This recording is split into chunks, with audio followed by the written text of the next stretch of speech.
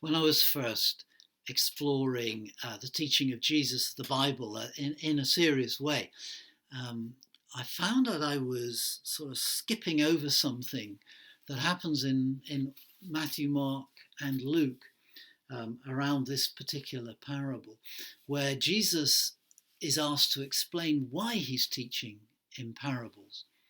I think they may be exasperated because they may be expecting what I was expecting, which is, well, you teach in parables to make it easier. Well, that's not working. I'm not finding it easier. And Jesus said to them, no, I teach in parables to make it harder to understand, because that's better. Well, I would be reading something like this and I'd go, oh, I don't get that bit about why you would use an illustration to make it harder. We use illustrations to make it easier to understand a point. Um, I don't know. And I would concentrate on the parable and not think about what Jesus had said about why he uses parables. And that wasn't a very good idea, but I was only doing one of those things we do when we're getting lots of message, which is we filter out what doesn't immediately work for us. So this was not really immediately working for me, because I thought, I can understand a parable. It's pretty simple. There's there's the word of God, which is a seed, and there's these different soils, and yeah, that should be straightforward. This bit about hearing but not understanding, and seeing but not seeing, quote from Isaiah, it don't make sense. So I kind of filtered it out. Really grateful that eventually, reading some scholars on it, I thought I have to grapple with this and understand it. And I came to see that this is absolutely critical. Jesus did not teach parables to illustrate points by making them easier using everyday illustrations. I know Sunday school teachers used to do that, but it's a mistake. Well, it may not be a mistake with kids, I don't know, but it's certainly a mistake. Parables were and are to tease all minds of all ages, and they are tough going, but well worth the trouble. So let me just say just a little bit more about that, if you would bear with me, because I realise that this is a big mental leap, and sometimes when I'm talking about this stuff, I look at faces and I go, "You just don't believe this, do you? That Jesus told parables to make it harder?"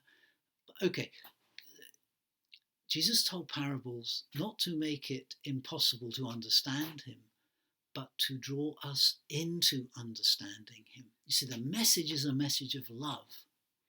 And love, so to speak, if I can use another image for now, love is not done up here, it's done here, isn't it? Okay? In other words, you don't have an advantage in grasping a message of love if you are intellectually clever. You have the advantage in understanding a message of love if your heart is ready to love and to enjoy being drawn into a practice of love. So Jesus' point is this in terms of the soil, that, and he uses the term heart, that the situation where the seed, the word of God, lands on a packed down surface, a hard top, the path, is a heart matter. The heart is packed down hard and is unresponsive to the business of love. Well, the word of God's not going to go anywhere useful there, because it's the heart that's ready to enjoy the love of God, receive the love of God, and start to share the love of God in practice, which means loving, not just being loved by God, but loving along with God. Then that's the heart that can begin to learn something from these parables. The person that goes, well, I think I'm clever enough to understand a simple illustration like this. Yeah, okay, got it. That person hasn't a clue. Furthermore, they're unteachable now because they think they already know it. The way the parables of Jesus work is to constantly remind you haven't quite learnt it yet, because this is not like learning a formula or learning a diagram. It's not simples, it's life-changing, and therefore you must go on exploring and being drawn into the game of the parable that Jesus plays with us. It means that you never quite get it. You're always going, I'm beginning to get it, but you never reach the end of getting it. And it's so important because it makes you into a disciple, a learner, a student, a developer who is never finished learning from Jesus. Once you go, right, yes, I've read it in the Bible, I think it's a simple illustration, I understand it. You're no longer listening to Jesus. You're no longer listening to God's Spirit. You're no longer listening to the Bible at all. You think you already know, and therefore you've stopped receiving the message. The parable keeps us open to an ongoing receiving of the message. So it's not there as a simple illustration to explain this to dummies. It's there to tell you that you've never finished. And actually, if you look at this parable with care, it will teach you that. Because it starts apparently simply, there's a seed, or the seed, that represents the Word of God. It is sown into different kinds of soil, and then the seed starts growing. Does it mean the Word of God, which is stolen by the birds in the first bit? God's speaking is somehow choked by the weeds or withered by the sun? Well, sort of, but that doesn't quite cut it. And you go, no, it's not. This is this, and that is that, and the next thing's the next thing. This is a story with shades and nuances, and the rules even seem to change as you read it. You have to really be on your toes. And so if you go through this parable, Luke chapter 8, very carefully, you'll see it doesn't behave in a simple way at all. So the beauty of it is making you a Jesus learner. And that's an ongoing process, never ever finished.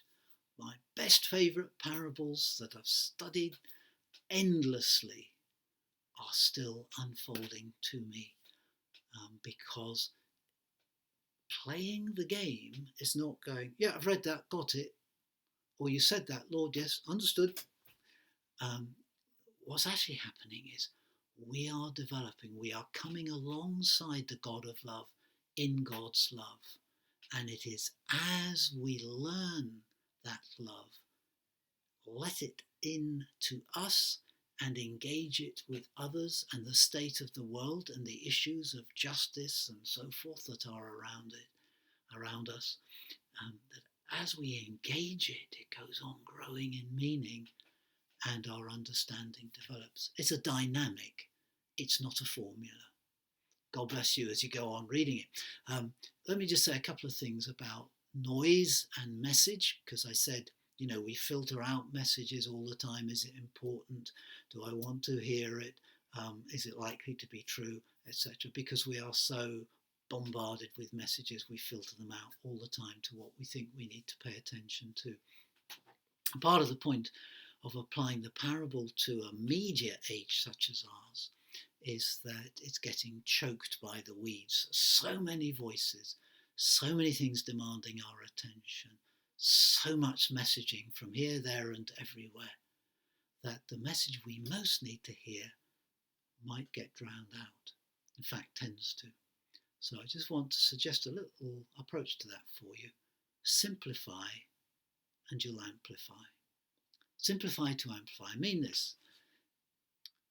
Make sure there's space in your life from time to time where you strip life down to its basics. You just cut out the noise. Whether you go somewhere quiet or whatever it is you do to cut out the noise.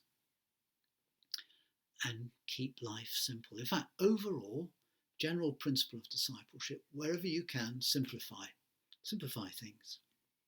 You'll hear God better the fewer things you're trying to concentrate on, the fewer things have your loyalty and your attention. Simplification is so helpful. But at least build into your daily, weekly, monthly or annual routines in some way space that is simple, that is not full of all the noise of life, and space where you say the purpose of this space is to hear the bit I actually need to hear, which is what God says. The parable of the sower, as it's called, behaves in lots of very interesting and different ways. And as you look at Jesus unpacking it and explaining it, you realise that it's an issue of the heart, first of all. So the intellectual has no advantage over the pure in heart. It's the pure in heart, the people who are ready to love, or you and me, the more we are ready to share God's love priority, will grab the parable and be grabbed by the parable. The people who are doing it all up here will miss the main meaning. So it's not that you have to be clever to understand it. You have to be ready to engage, love to understand it. That's the secret of the thing. And we live at a time where the depth of commitment, the rooting in, will be really important because the heat will be turned up, and where managing to make it enough of a priority, but trusting Jesus enough to make this a real priority, will enable us to pull out the weeds and keep the crop growing and just notice the main thing as the main thing. We also live at a time where we could be discouraged, where we could feel not enough people are paying any attention to the gospel of Jesus. I feel that. I look around churches and I think, our churches, and I think, do you know, there's not enough people, Lord, not enough people are paying attention. And what I worry about is where there's a lot of people apparently paying attention, I'm not sure it's your gospel they're really paying attention to. So I have some concerns there, and you may share them.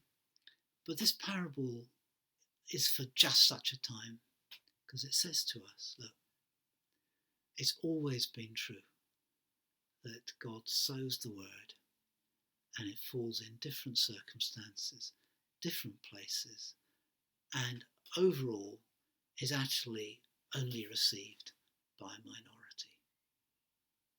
However, it has such an impact there that the purpose for which it is sown, the harvest for which it is put there, the harvest of God's love invested in us, is so wonderful. It is well worth all the wasted seed, if we could put it in those terms, all the times it doesn't work, all the times where nobody does seem to be interested.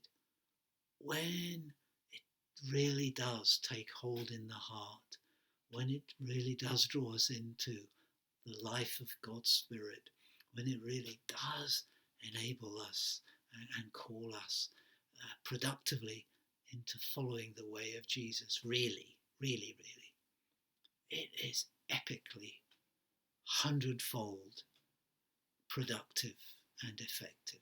So don't lose heart. It's not about numbers. It's about the product of the Word of God. Let it dwell in you richly. Thanks for listening. Bye.